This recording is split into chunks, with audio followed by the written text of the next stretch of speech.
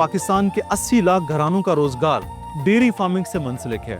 यही वजह है कि दूध की पैदावार में पाकिस्तान दुनिया का चौथा बड़ा मुल्क है, जो कि सालाना 70 मिलियन टन दूध पैदा करता है।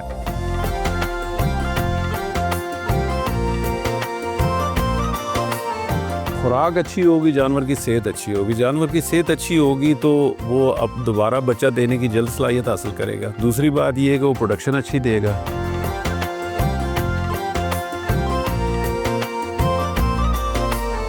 जो डेयरी फार्मर एग्री फार्मिंग कर रहे हैं और साथ डेयरी फार्मिंग कर रहे हैं, उनके लिए हाईली रिकमेंडेड है कि वो बायोगैस साथ लाजमी इंस्टॉल करवाएं, ताकि वो अपनी एनर्जी कास्ट भी रिड्यूस करें और सेल हेल्थ को भी इम्प्रूव करें।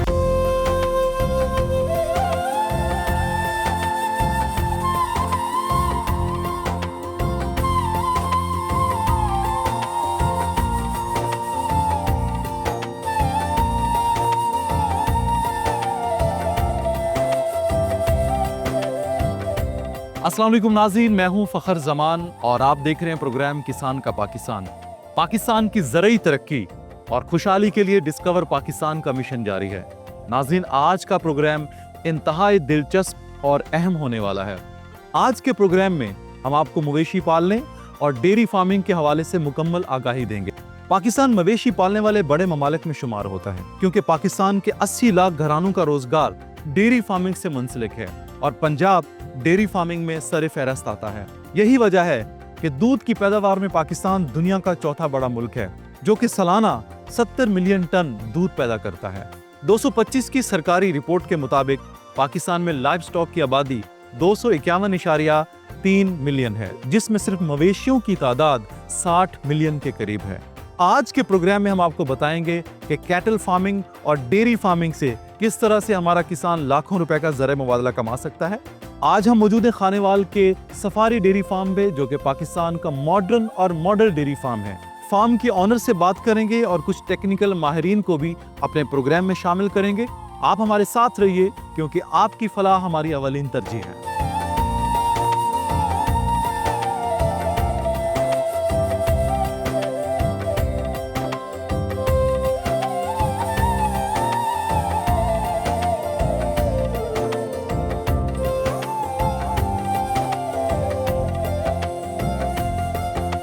अभी हम खानेवाल के नवाही इलाके में वाक़े सफारी डेयरी फार्म पे मौजूद हैं और मुझे ज्वाइन किया है हमीदुल्लाह खटक साहब ने, जो कि फार्म ओनर हैं। उनसे बात करते हैं। माशाल्लाह, इतना मॉडर्न और इतना खूबसूरत डेयरी फार्म जो है कब स्टैब्लिश किया और इसके पीछे क्या मकासद थे? 2009 में मैंने ये स्टार्ट किया, बड़े छोटे से पैमाने से।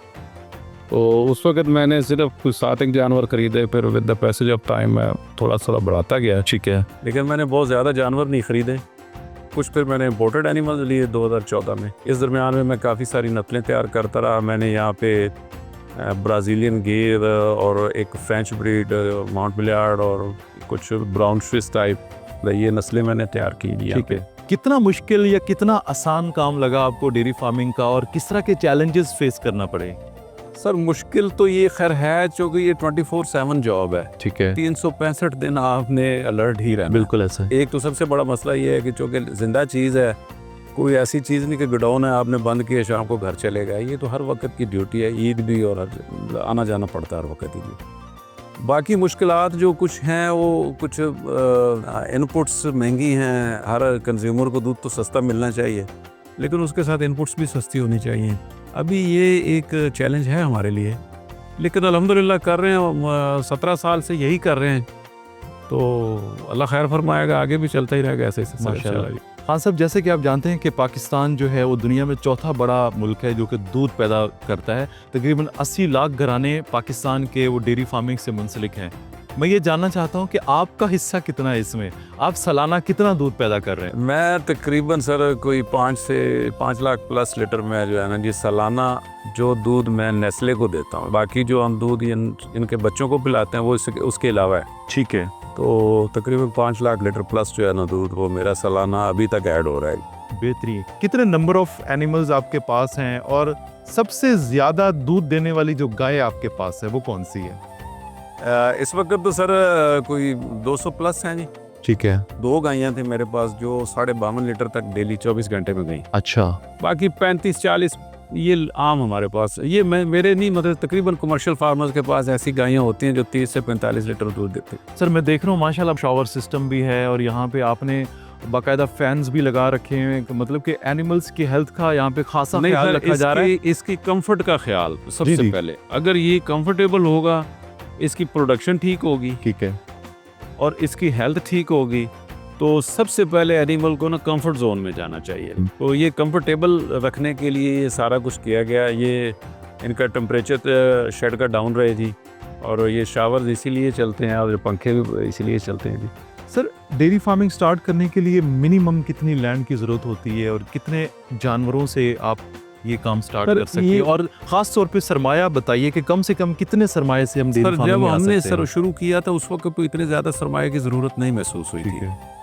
अब ये मैं मिसाल देता हूँ कि अगर आप इम्पोर्टेड गाय ले, जैसे कि अभी मैंने ये इम्पोर्टेड गायें ली हैं, तो आजकल ये गाय को 7-7.25 लाख में मिल रही है। ठीक है।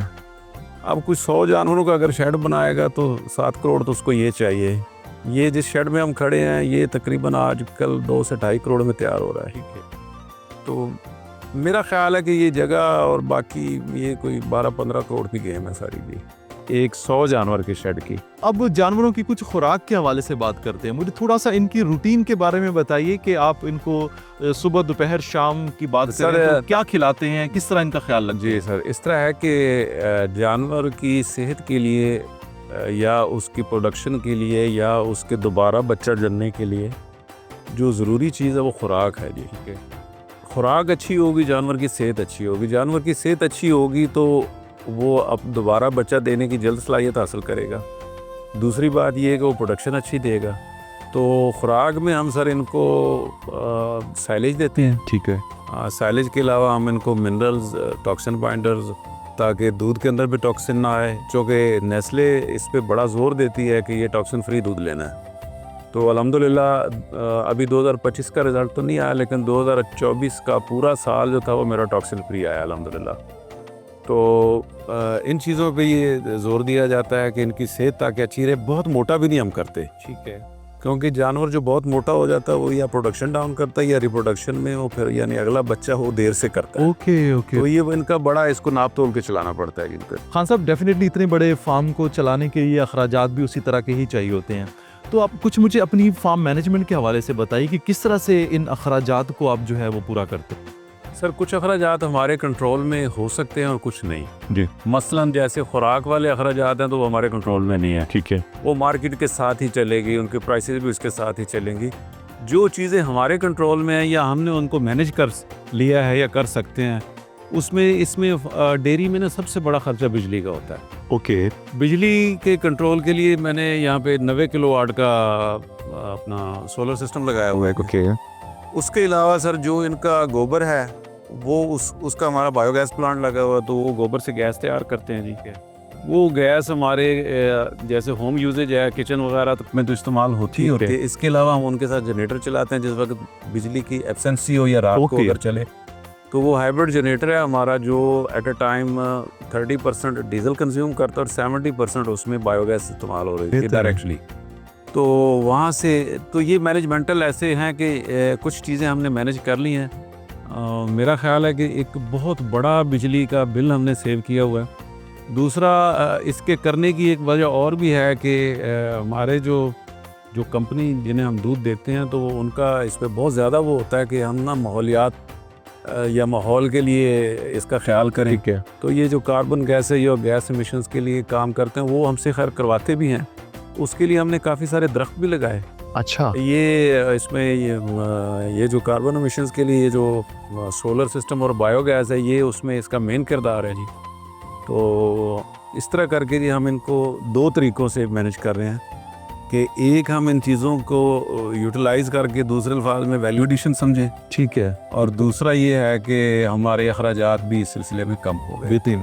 खान साहब, जैसा कि आप जानते हैं कि पाकिस्तान की जो दूध की कंजप्शन है वो एनुअली तकरीबन 7% बढ़ रही है, लेकिन हम तकरीबन 4% के करीब उसको मीट कर पाते हैं, 3% का गैप अभी भी है। ऐसे कौन से स्टेप्स लिए जाएं जिससे हम अपने दूध की कंजप्शन को पूरा कर सकें मुल्क की सतह पे? सर ये पहले से तो बहुत बेहतरी आ गई है। पाकिस्तान किसी वक्त में तकरीबन 6-7वें नंबर पे था दूध पैदा करने वाला ठीक मुल्क, है। अब ये तकरीबन चौथे पे आ चौथे नंबर चुका है। पे। और बाज़ लोग कहते हैं कि नहीं ये शायद तीसरा है, अच्छा, लेकिन चौथा तो है कम से ठीक कम है। जी। अच्छा, ये दूध कैसे पूरा हुआ कि ये जो यहाँ ब्रीड्स आई हैं या तैयार हुई हैं, ये ज़्यादा तो इनसे हुआ। जो हमारी लोकल ब्रीड्स जिसे इंडिजिनस ब्रीड बोला जाता है, उनमें तो इतना दूध नहीं था जी। अच्छा, तो अब इन जानवरों की वजह से वो दूध पूरा होना शुरू हो गया काफ़ी हद तक।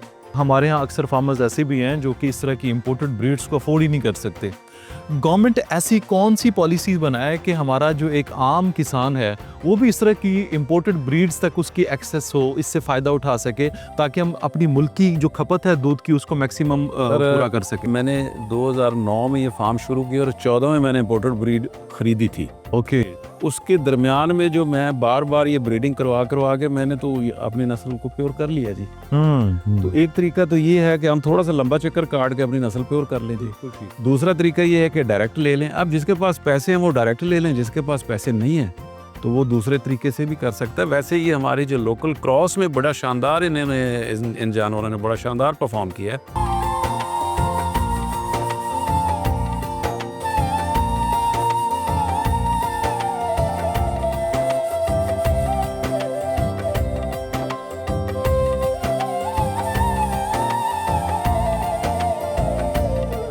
मुझे ज्वाइन किया है डॉक्टर मोहम्मद शाहनवाज खान साहब ने, जो कि कैटल और डेयरी एक्सपर्ट हैं।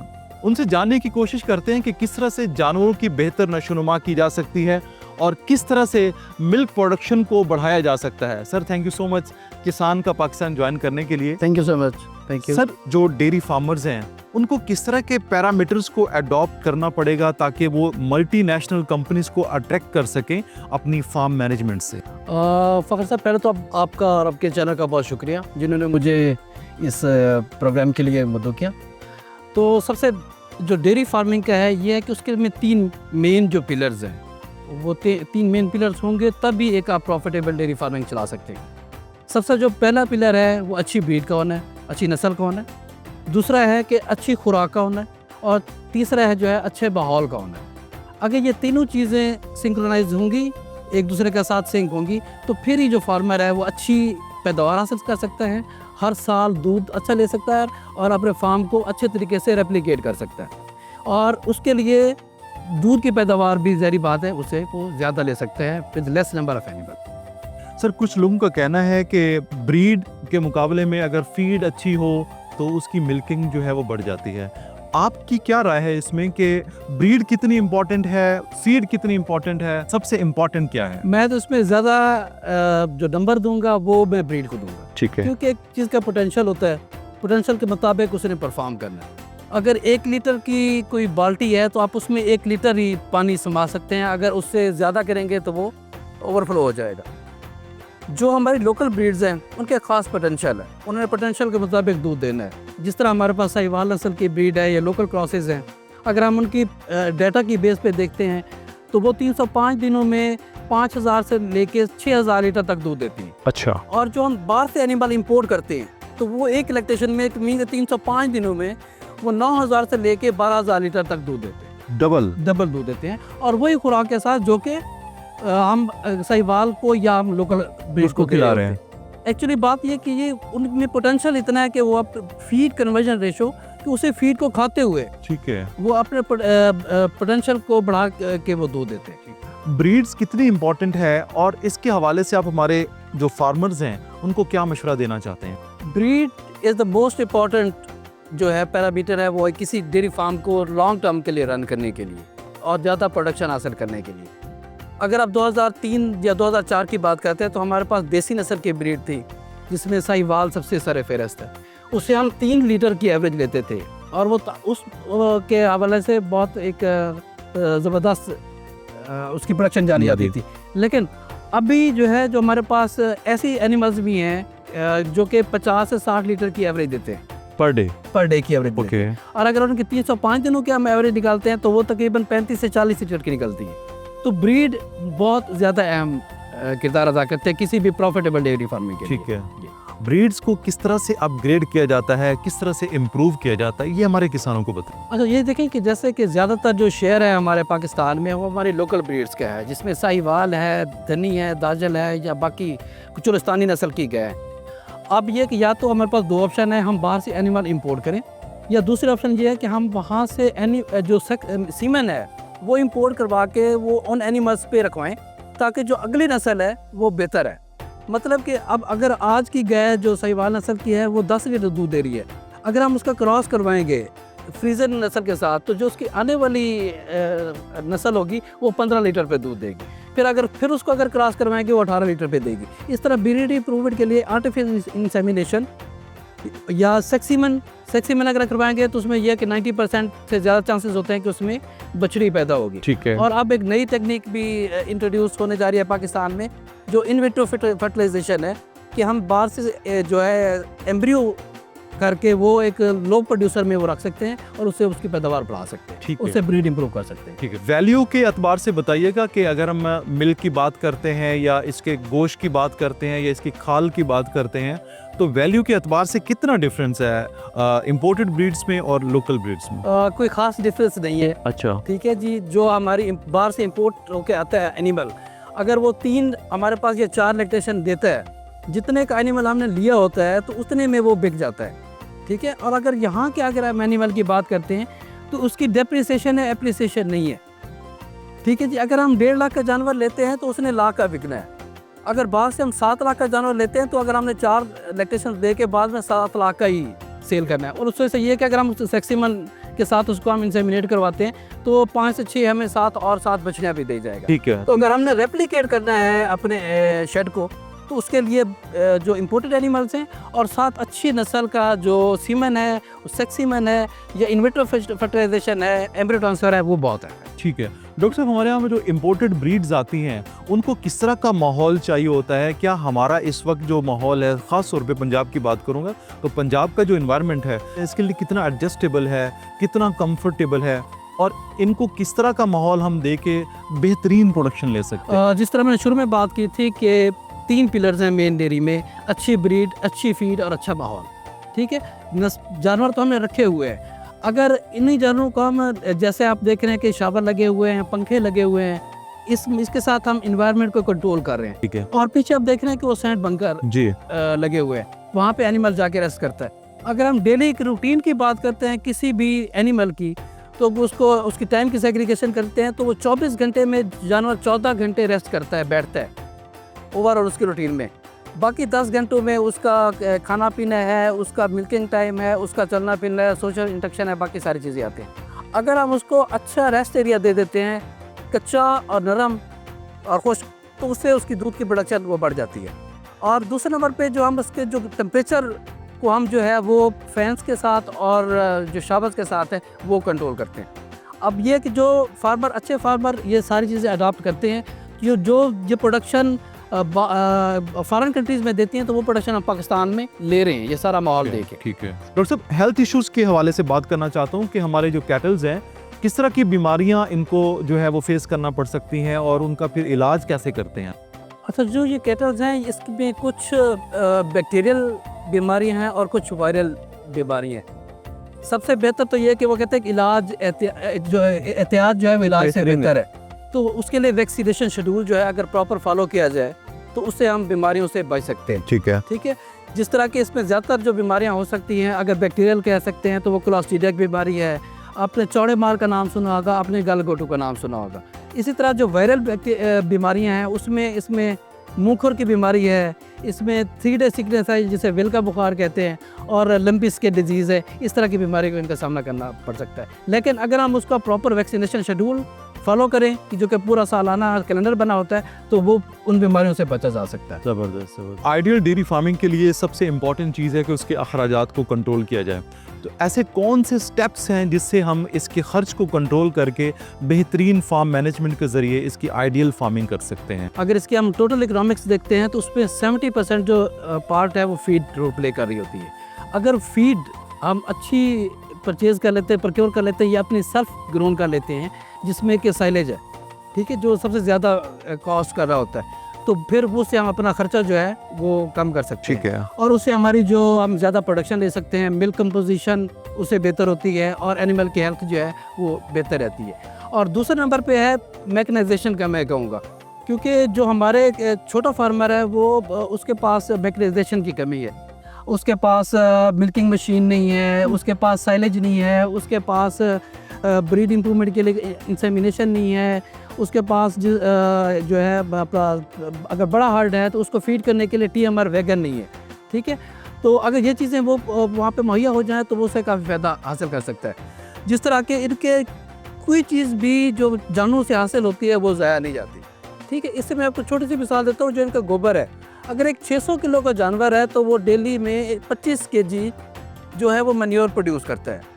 ठीक है, अगर उसका हम यूज़ कर लेते हैं बायोगैस में तो उससे हम क्या उससे एनर्जी प्रोड्यूस कर सकते हैं, जिससे हम अपना पंखों का, शावर का वो निज़ाम चला सकते हैं। अगर जो हाउस होल्ड है, किचन है, वो चला सकते हैं और एनवायरनमेंट को पॉल्यूशन से बचा सकते हैं। ठीक है, तो इसमें जो भी चीज़ है पूरी वैल्यू चेन में वो हम इस्तेमाल कर सकते हैं। और इसके अलावा जो इसकी स्लरी है आफ्टर प्रोडक्शन ऑफ बायोगैस, उसको हम सॉइल हेल्थ को इम्प्रूव करने के लिए इस्तेमाल कर सकते हैं।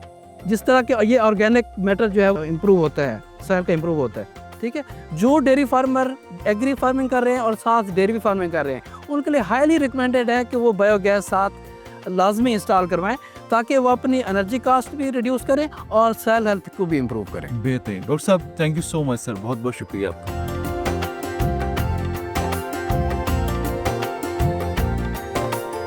नाज़रीन, ये था आज का प्रोग्राम किसान का पाकिस्तान, जिसमें आपको कैटल और डेयरी फार्मिंग के हवाले से मुकम्मल आगाही दी गई। अगर आप बेहतरीन डेयरी फार्मिंग करना चाहते हैं तो 3 चीज़ों का ख्याल रखना पड़ेगा: बेहतर खुराक, बेहतर माहौल और बेहतर नस्ल। इससे ना सिर्फ आप मल्टीनेशनल कंपनीज को अट्रैक्ट कर सकते हैं, बल्कि आप डेयरी फार्मिंग के बिजनेस में ग्रो भी कर सकते हैं। इसके अलावा सबसे अहम बात यह है कि डेयरी फार्मर अपनी ज़रूरत की जो एनर्जी है वो खुद प्रोड्यूस करे। इससे ना सिर्फ फार्म के अखराजात कम होंगे, बल्कि डेयरी फार्मिंग के बिजनेस में मजीद तरक्की करेगा। उम्मीद करता हूं कि आज का प्रोग्राम आपको बेहद पसंद आया होगा। अपने फीडबैक का इजहार कीजिएगा, क्योंकि आपका फीडबैक ज़राई तरक्की में अहम किरदार अदा करता है। मुझे और मेरी टीम को दीजिए इजाज़त। आप देखते रहिए प्रोग्राम किसान का पाकिस्तान, फ़खर ज़मान के साथ, ओनली ऑन डिस्कवर पाकिस्तान।